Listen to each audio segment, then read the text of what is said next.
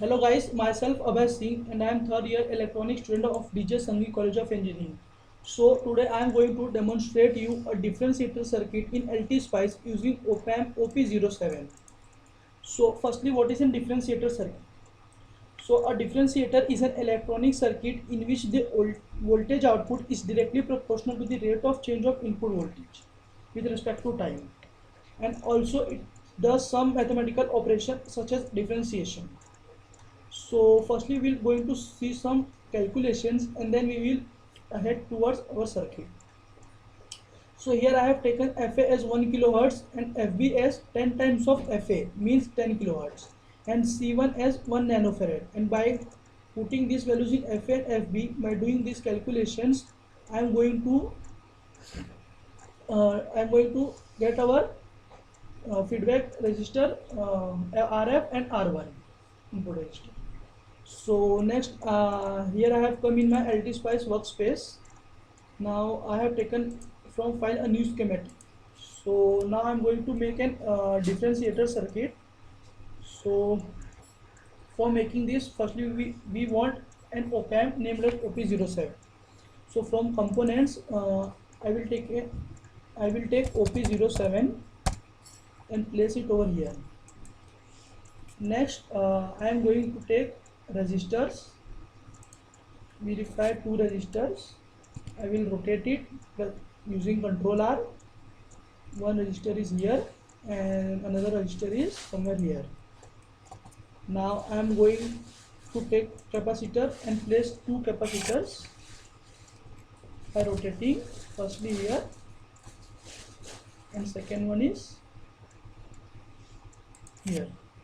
So after placing the capacitors, I am going to take an voltage source. I require 3 voltage source. I will first place here and another 2 is here.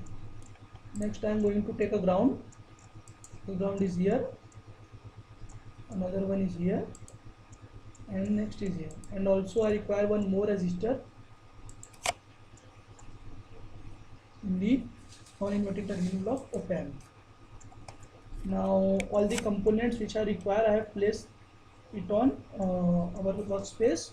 Now I am going to make the connections by using this wire. I will connect the wire with op-amp. Here we are going to take our output of the circuit. Next I am going to connect the resistor with the op-amp. These resistors with these wires. Now voltage source with capacitor C1. Actually I have mistaken here. Now voltage source with capacitor C1 and C1 with R2, and voltage source with ground, and resistor with non-inverting terminal of op-amp and resistor with ground. Next we are going to connect this voltage source right away. Next I am going to put some neighbor nets. First neighbor net will be VCC is here and another one is here. Next neighbor net is VEE. First is here and another one is here.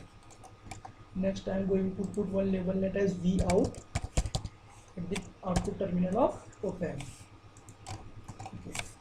Now I am going to assign the values to the components. Assign the values to the resistors, capacitors, and voltage source as in RENA. So this capacitor will have the value as 1 nanofarad. So 1 nanofarad. This capacitor is going to have the value 0.01 microfarad.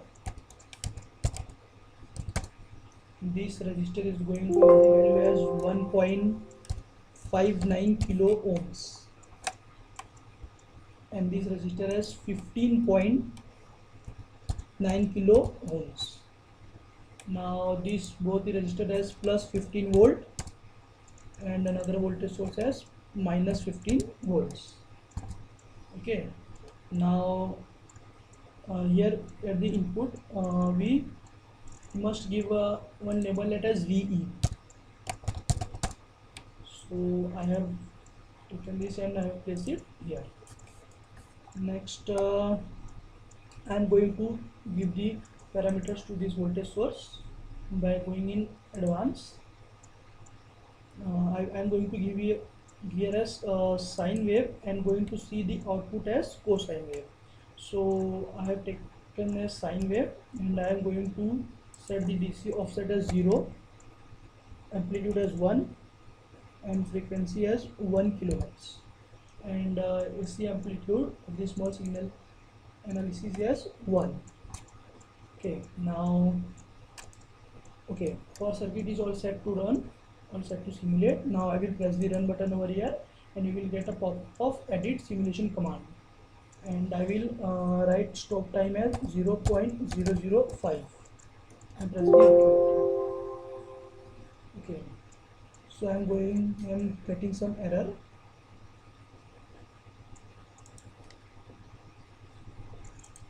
Okay, I am getting as R3 missing. Yeah, I have not given this R3 its value, so I will set it with 1.5k. So I have not set it, so Altispice has given me an error. So please take care of these things before running the simulation. Okay, I have run the simulation here. This is my prior circuit and this is the circuit we have made right now. So I will run it and we will going to see the as input waveform and the output waveform. Okay, so we maximize it for the better. Okay, now this green line is our input wave and this blue line is our output wave. So we have given the input as sine wave and getting the output as cosine wave by. Okay, so next what I am going to do is I will give the input as square wave and we are going to see spikes at our output. So I will change here from sine to pulse. I will right click on the voltage source and from sine input I will choose the pulse input, and I will change this parameter as well. V initial will be -1, V on will be 1, T delay will be 0, T rise is 0.001 micro, and T fall is also 0.001 micro, and T on is 0.05 milli, and T period as 0.1 milli. Okay, so I have given all the parameters. I have set all the parameters. Now press the OK button. Now I am going to run the simulation. Now you can see I have given my input as square wave, this pulse wave, this green wave is our input, and at the output I am going to see this spikes. You can see this pink waveform is our spikes. I have given input as square wave pulse, and out at the output we are getting spikes. Okay, next I am going to do is I am going to give the triangular input and we are going to see the square on or output. Okay, so for that we will just change these parameters once again. Our V initial will be -1 only, V on is 1, T delay is 0, but I am going to change the T rise as 0.05 milli and T fall as well 0.05 milli, and T on will be 0 and T period will be 0.1 milli only. Now press OK. After pressing OK, just run the simulation.